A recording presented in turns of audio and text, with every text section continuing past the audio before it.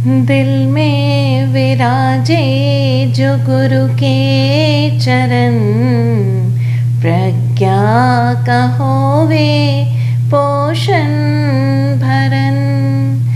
जड़ से करे बाल बुद्धि हरन, परम पूज्य गुरुदेव ही, परम पूज्य गुरुदेव ही। बोधि प्रदाता, अनंत उपकारी, आत्मज्ञानी पूज्य श्री विराट गुरुदेव को भाव वंदन। सृष्टि के समस्त षट जीवनी काय का आभार। उपस्थित सभी भव्यात्माओं की भव्यता को प्रणाम।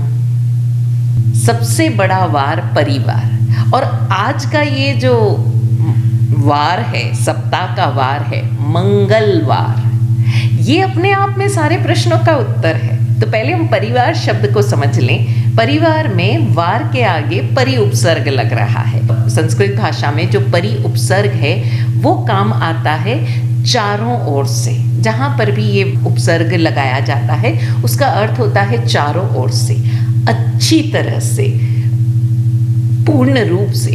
तो अगर मैं परिवार शब्द का देखूं, और वार यानी एक तरह से आप समझ सकते हैं एक पूरा समूह, एक संपूर्ण रूप से, तो इस परिवार शब्द का अर्थ हो गया कि जो एक संपूर्ण रूप से जुड़ा हुआ है, समूह है, वो हुआ परिवार।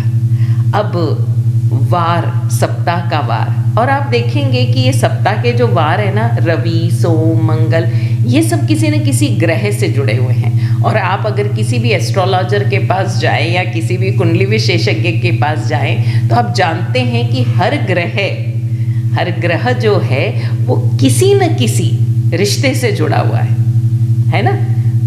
रवि यानी सूर्य का ही पर्यायवाची है, वो कनेक्टेड है पिता से। इसी तरह हर रिश्ता किसी न किसी से कनेक्टेड है, और ये मिलकर ही हमारा पूरा सोलर सिस्टम बनता है, हमारा सौर मंडल बनता है। हमारे जो नवग्रह है वो इन 7 वारों से मिलकर बन रहे हैं। नवग्रह में से 7 जो नाम दिए गए हैं, बड़े टेक्निकल नाम हैं ये। तो ये सारे के सारे मिलकर हमारे इस परिवार को डिफाइन करते हैं। अब हम थोड़ा सा और आगे बढ़ें। आज के इस वार, मंगलवार, इस मंगल शब्द में परिवार में किस तरह प्रेम, सद्भाव और शांति बनी रहे, इसका सूत्र जुड़ा हुआ है या इसका सूत्र छुपा हुआ है। मंगल आपने सुना होगा। मंगल हम कहते हैं कि कुछ भी मांगलिक कार्यक्रम होता है, कुछ भी अच्छा होता है, और वो अच्छा कब होगा? जब मंगल होगा। मंगल को अगर मैं तोड़ना चाहूँ तो मंगल शब्द हुआ मम गल। जहाँ पर भी मैं पना छूट गया, मैं गल गया, मम का गलन हो गया, वहाँ सब कुछ मंगल ही मंगल है। सारी प्रॉब्लम्स है किस चीज़ की? अहंकार की तो है, मैंपने की तो है।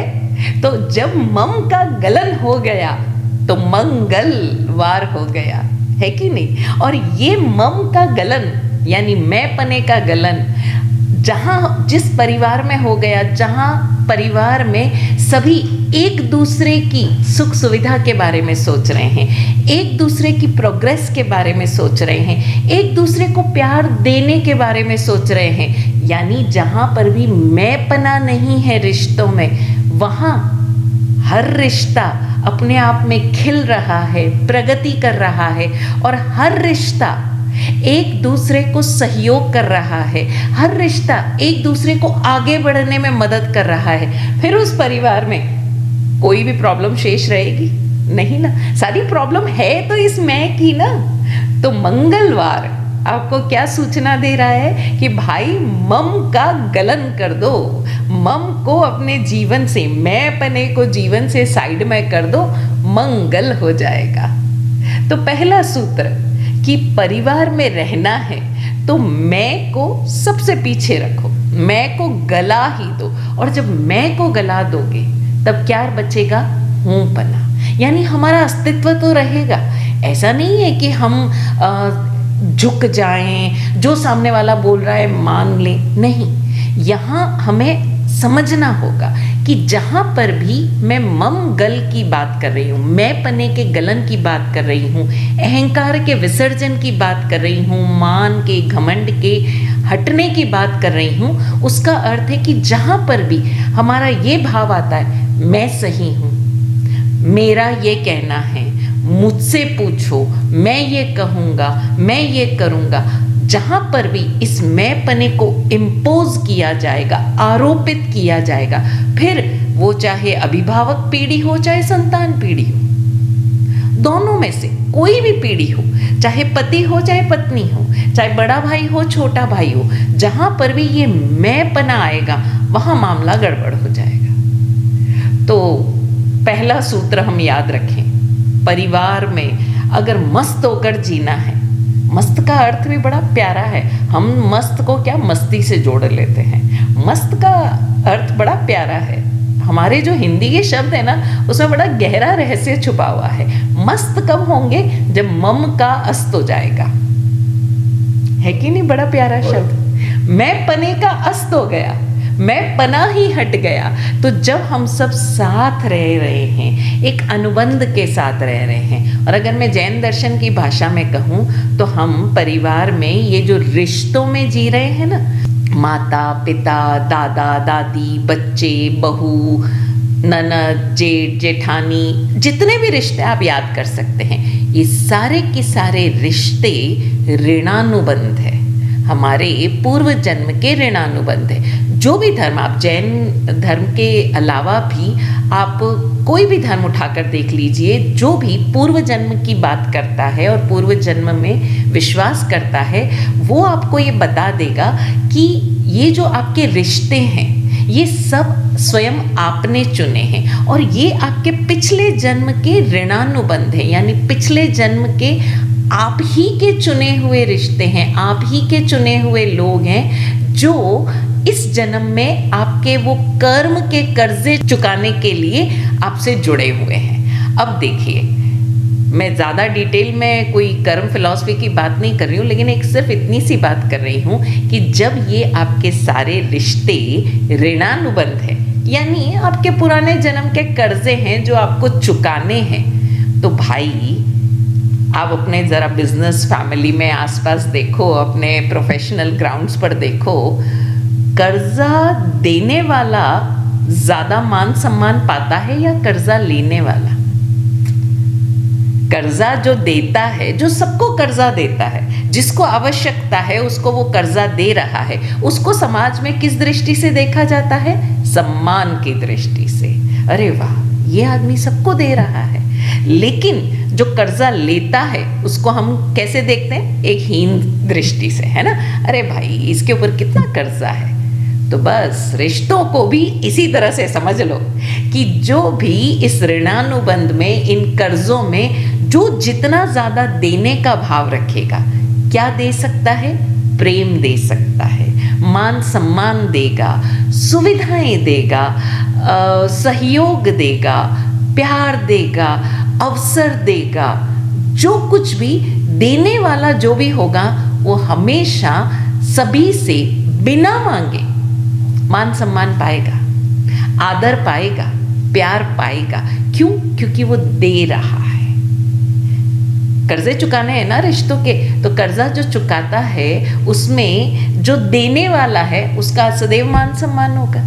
तो जो देने की भावना रख रहा है, इसलिए चाहे कोई भी रिश्ता हो, आजकल देखा जा रहा है बहुत ज़्यादा डाइवोर्स केसेस हो रहे हैं। डाइवोर्स केसेस तो छोड़िए, कई बार हमने देखा है कि सगाई हुई, हफ्ता भर चली और सगाइयाँ टूट रही है ना?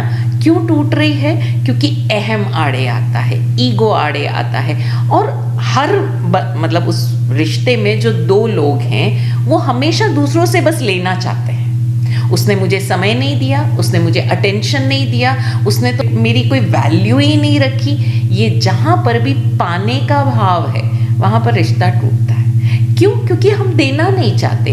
आप लड़के और लड़की से पूछ लीजिए, या आप अभिभावकों से भी पूछ लीजिए, वो अपने बच्चे के लिए रिश्ता देखते हैं, या लड़की अपने लिए लड़का देखती है, या लड़का अपने लिए लड़की देख रहा है, तो क्या हो रहा है? वो देख क्या रहे हैं भाई, मुझे ये चाहिए, मुझे ये चाहिए, मुझे ये चाहिए, मुझे पैसा चाहिए, मुझे डिग्री चाहिए, मुझे आज़ादी चाहिए, मुझे कमाने वाला चाहिए, मतलब एक चाहिए की लंबी लिस्ट है। मैं कई बार ऐसे लोगों से पूछती हूँ, भाई तुम्हें सब कुछ चाहिए, फाइन, एंड वो हमसे आकर पूछते हमारा से हम कैसे मैनिफेस्ट करें, हम मैनिफेस्टेशन कैसे करें कि हमको ऐसे मिले।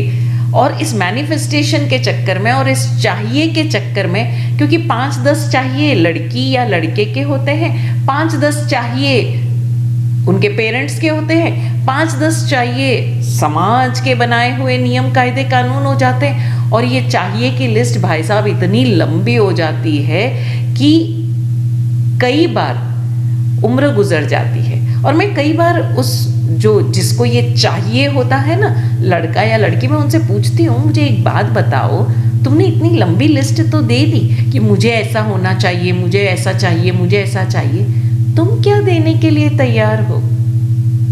तुम क्या देने के लिए तैयार हो? तब उनके पास कोई जवाब नहीं होता।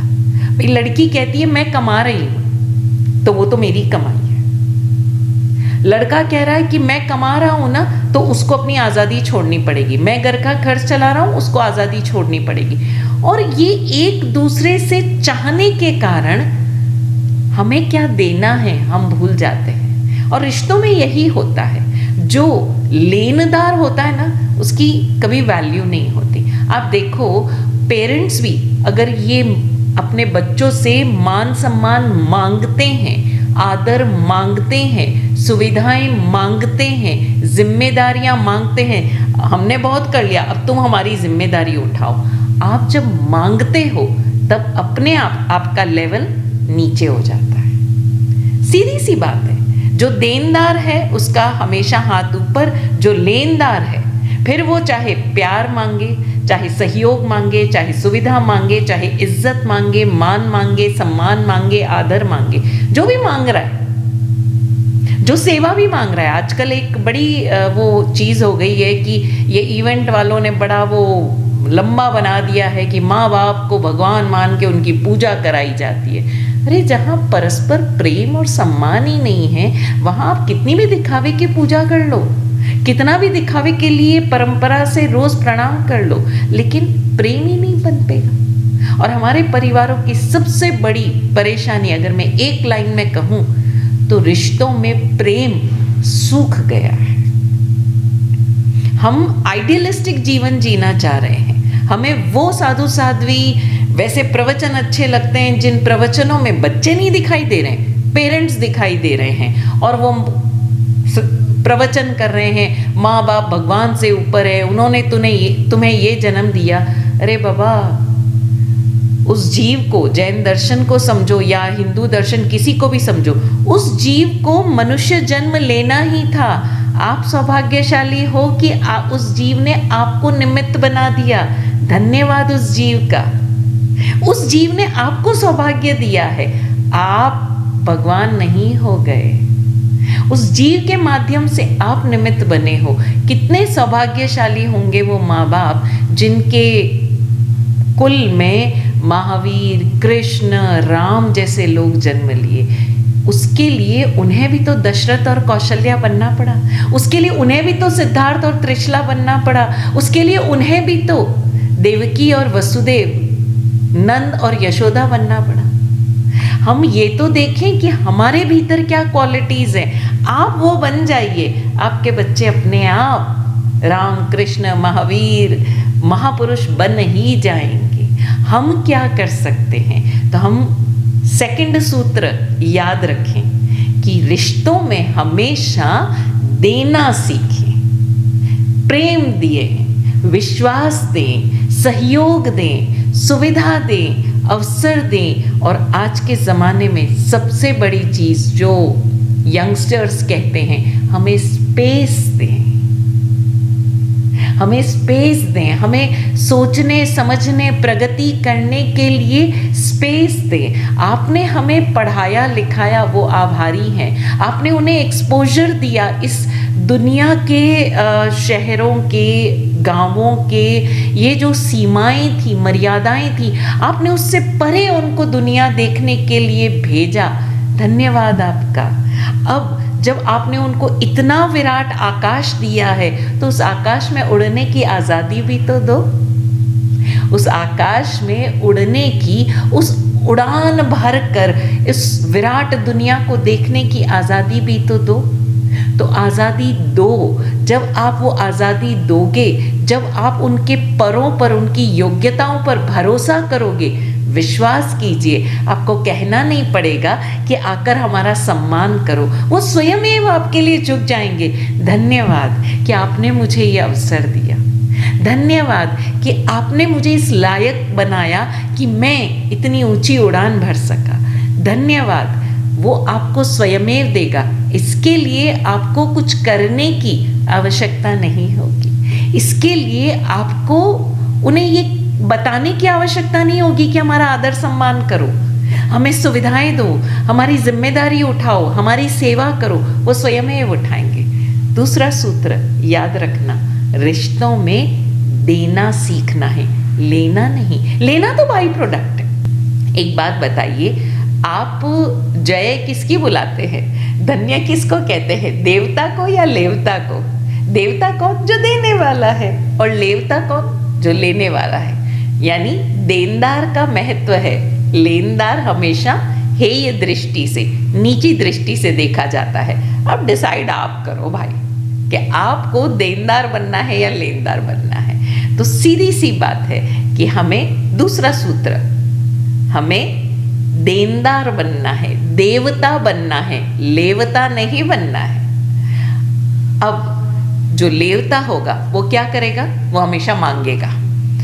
मुझे तो कोई पूछता ही नहीं है, मुझसे तो कोई अनुमति नहीं लेता, मेरा तो कोई ध्यान ही नहीं रखता, मेरी तो कोई सेवा ही नहीं करता। वो क्या कर रहा है? मांग रहा है। क्यों मांग रहा है? और जब मांग रहा है और वो मांग पूरी नहीं होगी तो क्या होगा? अपेक्षाओं की, एक्सपेक्टेशंस की एक लंबी लिस्ट बनती चली जाएगी। और उस लिस्ट में हमेशा दृष्टि किस पर रहेगी? जो पूरा नहीं हुआ है।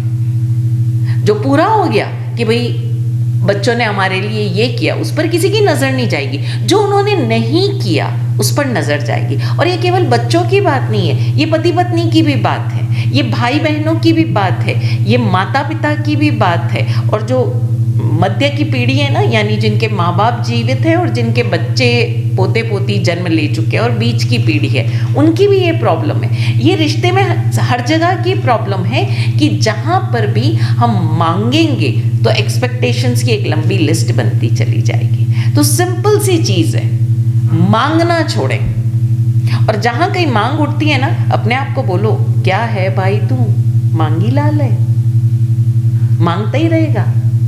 और जब मांगता है तो भाई मान के चल कि हर मांग पूरी होगी नहीं, देने वाले पर डिपेंड करेगा कि वो तुझे क्या देना चाहता है। तो जब देने वाले पर ही डिपेंड करना है, जब देने वाले पर ही डिपेंडेंट होना है, तो क्यों नहीं हम खुद ही देनदार बन जाए। तो तीसरी चीज, मांगना छोड़े।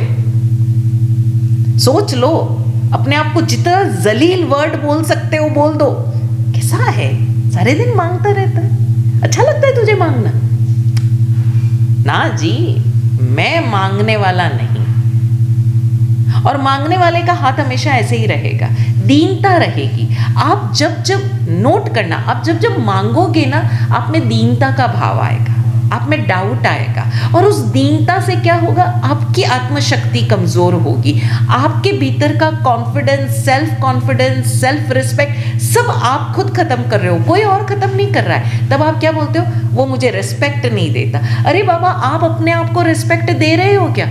खुद की तरफ तो देखा ही नहीं। आप अपना सेल्फ रिस्पेक्ट खुद दांव पे लगा रहे हो और चाह क्या रहे हो? सामने वाला मुझे रिस्पेक्ट दे। जब आप खुद को रिस्पेक्ट नहीं दे सकते तो सामने वाले को क्या पड़ी है कि वो आपको रिस्पेक्ट देगा? इसलिए मैं कह रही हूं, जितना जलील से जलील वर्ड खुद को बोल सकते हो बोल देना, क्योंकि वो आपको चोट पहुंचाएगा। और जब चोट पहुंचाएगा तो आत्मविश्वास जगेगा, सेल्फ रिस्पेक्ट जगेगा। हाय, मैं किसी से नहीं मांगता, मैं तो देने वाला हूं। और तब स्वयं की नजर में जब अपना आदर सम्मान जागेगा, तब आप देना सीखोगे। तो मैं ज़्यादा बड़ी बड़ी बातें नहीं करना चाहती, मैं बहुत सिंपल भाषा में छोटी छोटी बातें करना चाह रही हूँ। और वो बातें हमने अभी तक 3 सूत्र समझे, एक बार रिपीट कर लेते हैं। पहली चीज, रिश्तों में सदैव मंगल रहे, रिश्ते हमेशा मस्त रहे। पहला सूत्र मंगल रहे, यानी मैं को छोड़कर बात करो, मम का गलन कर दो, मैं पना छोड़ो, अहंकार छोड़ो, मान छोड़ो, मैं और मेरा, ये जो पकड़ है ना, मेरा घर है। अक्सर हम देखते हैं, मैं वापस इसीलिए रिपीट कर रही हूँ, अक्सर हम देखते हैं बिजनेस में या पेरेंट और मतलब माँ और बच्चे में, हर जगह मैं पना कायम रहता है। छोटा सा एग्जांपल देती हूँ। हम क्या कहते हैं अक्सर कि भाई साहब मैंने तो अपना सारा बिजनेस छोड़ दिया है ना, अब तो बस बिजनेस, सारी जिम्मेदारी बच्चों को दे दी। भाई साहब जिम्मेदारी तो दे दी, अधिकार दिया क्या?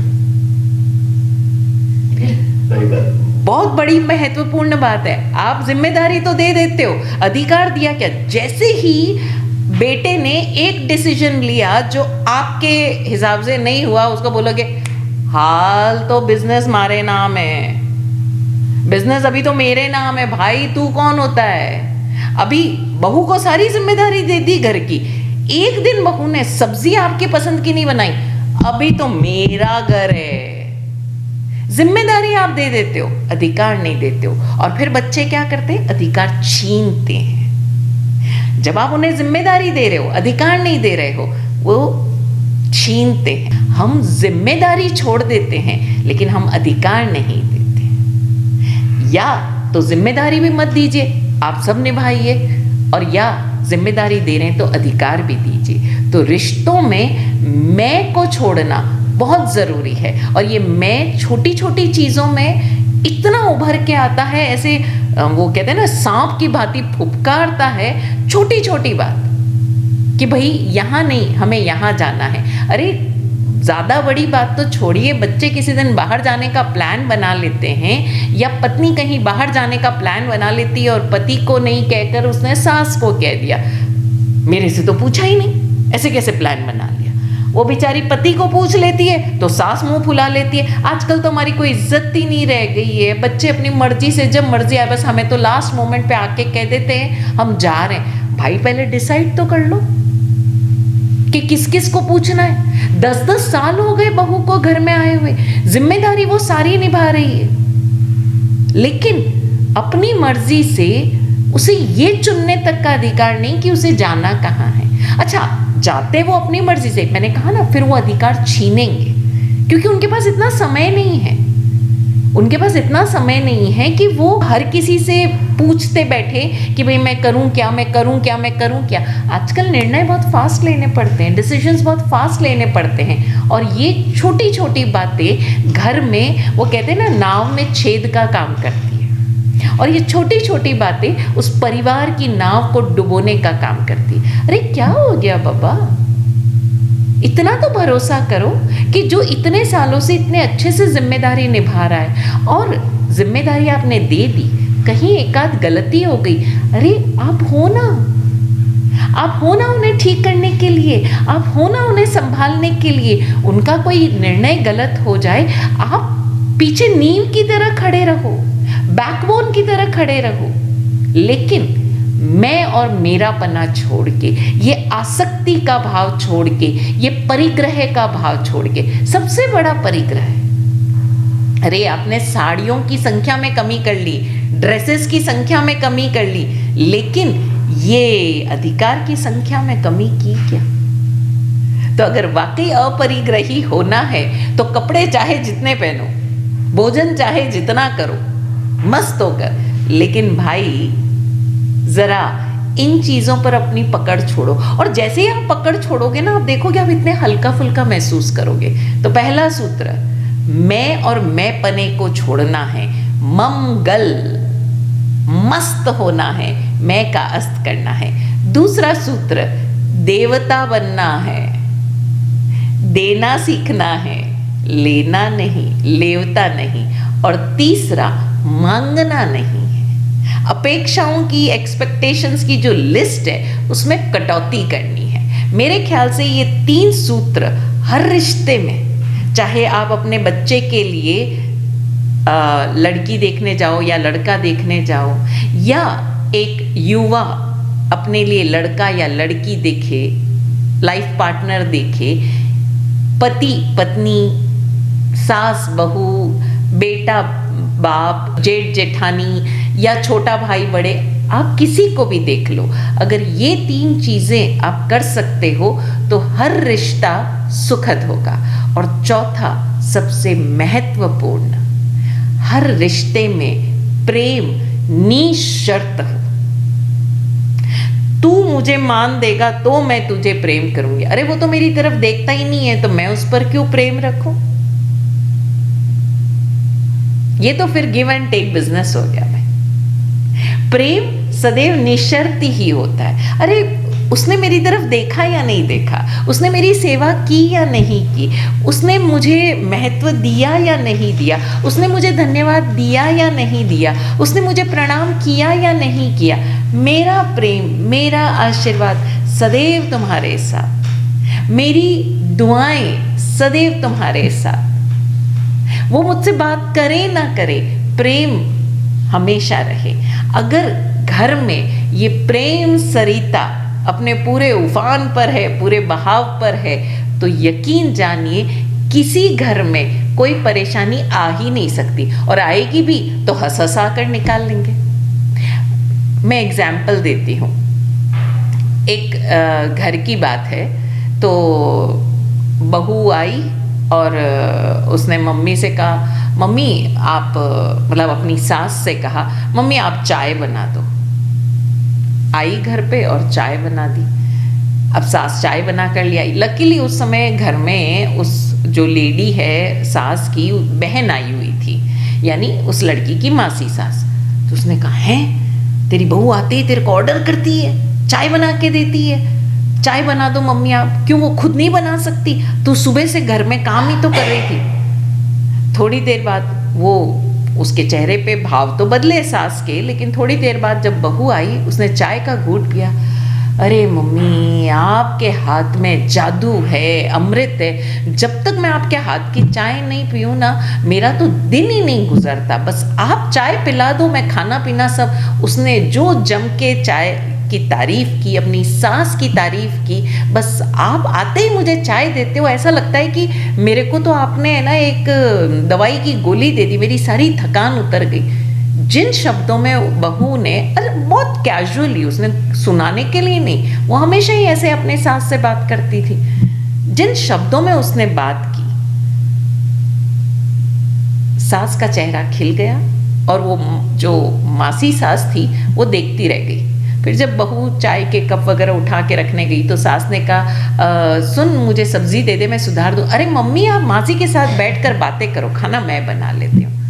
अब सास ने बिना कुछ कहे एक स्माइल से अपनी बहन को सब कुछ समझा दिया। उसने ना बहू का पक्ष लिया, ना अपनी कोई बात कही। उस मासी सास को, यानी उस बहन को बात समझ में आई कि यहाँ पर रिश्ता ये नहीं है कि कौन किसके लिए क्या कर रहा है, दोनों ही एक दूसरे के लिए कर रहे हैं। सास ने उसके लिए चाय बनाई, बहू ने कहा नहीं मम्मी आप बैठिए, इनके साथ बातें कीजिए, खाना मैं बना लूंगी। सास ने कहा तू थकी हुई आई है। अरे मम्मी थकती तो रोज ही हूँ, मासी रोज थोड़ी आती है। छोटी सी बात थी। सास ने अपने अहंकार का त्याग किया तो बहू ने अपनी सुविधा का त्याग किया। अरे आप पहले देना तो सीखो। और उसी घर की घटना है, जब उसकी नई नई शादी हुई, एक दिन उसने आकर बोला मम्मी बालों में तेल लगा दो, तो सास ने ऐसे ही ठुनकते हुए कहा अब ये भी काम मैं ही करूं? बोला हाँ आप दीदी के भी तो तेल लगाते हो, तो मेरे भी लगा दो, मुझसे लगता नहीं है। बड़े प्रेम से वो सास से कह रही और सास उसके बालों में तेल, और डांटते हुए, और आजा तेल लगा दूं, वरना मैं तेरे तेल नहीं लगाऊंगी तो तू ऐसे ही घूमती रहेगी, देखा तेरे बाल कैसे खराब हो रहे हैं। हाँ मम्मी लगा दो। और बड़े प्यार से, बड़े आराम से, अधिकार से, अधिकार पूर्वक। जब इस तरह का प्रेम होगा, जहाँ पर कोई शर्त ही नहीं है कि मैं तेरी सास हूँ कि तू मेरी बहू है, या बहू ये सोचे कि आप मेरी सास हो, आपको ये करना चाहिए, आपको दिखता नहीं है मैं सुबह से थक के आई हूँ, ये नथिंग लाइक दैट। प्रेम है, और ये प्रेम जब तक बिना शर्त के नहीं होगा तब तक परिवार में लड़ाई झगड़े चलते रहेंगे, शिकायतें चलती रहेगी। और ध्यान देना, जहाँ प्रेम होगा वहाँ शिकायत होगी ही नहीं, हो ही नहीं सकती। हाँ, चुहलबाजी हो सकती है लेकिन शिकायत नहीं होगी। तो अगर शिकायत है तो समझ लेना प्रेम में गड़बड़ी है, प्रेम में गड़बड़ी है। अगर शिकायत नहीं है तो प्रेम है, उसको प्रेम को आपको दिखावे की जरूरत नहीं है। तो चौथी चीज याद रखना, प्रेम हो और निशर्त हो। तो परिवार, सबसे बड़ा वार परिवार, 4 सूत्र। पहला, मैं फिर से रिपीट कर रही हूं, पहला मंगल, रिश्तों में मंगल हो, मस्त हो, मंगल मैं पना छोड़ो। दूसरा, देवता बनो, लेवता नहीं। तीसरा, अपने एक्सपेक्टेशंस की, अपने अपेक्षाओं की लिस्ट कम करो, मांगने वाले मत बनो। और चौथा, प्रेम निशर्त हो, और शर्त जहां भी होगी वहां शिकायतें होगी। तो प्रेम रहे रिश्तों में, तो मेरे ख्याल से परिवार में चारों तरफ खिलखिलाटे ही सुनाई देगी। और जहां पर ये बिना कारण खिलखिलाटे हो, चारों तरफ एक प्रेम शांति हो, वो परिवार अपने आप ही सुखमय हो जाएगा। जय हो।